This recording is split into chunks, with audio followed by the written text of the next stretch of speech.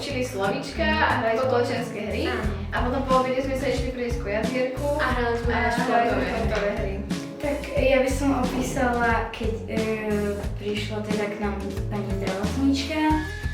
Naučila nás dokopy vlastne všetko, aj zmerať tlak. Ja opíšem pondelok a pondelku sa mi najviac páčilo, že sme išli k jazeru a že sme sa ohadzovali lodnými balónami.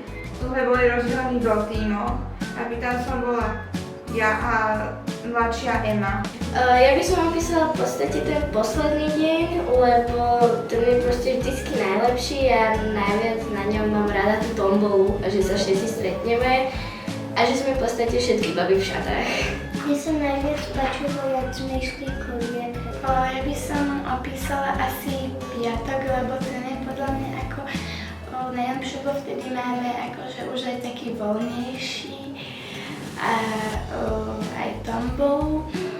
A je podľa mňa taký ako všetky dni sú dobré, ale ten je podľa mňa najlepší.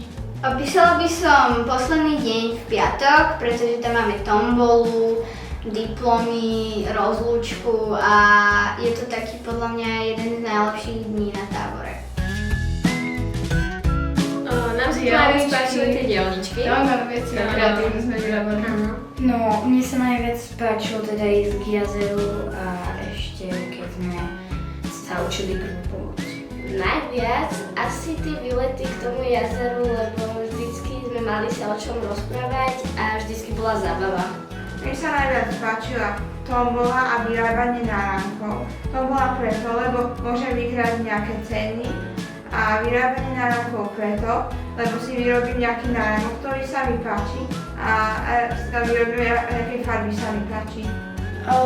Mne sa páčilo všetko, ale najviac sa mi asi páčilo vyrábanie.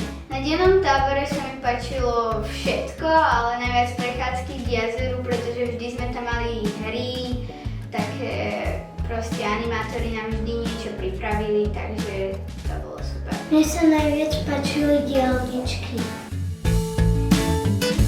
Áno, určite. Si sa tu zabavíme, máme super animátorku. Vždycky sa niekedy aj niečo naučíme. No. Určite áno. Určite samozrejme. Určite, hej.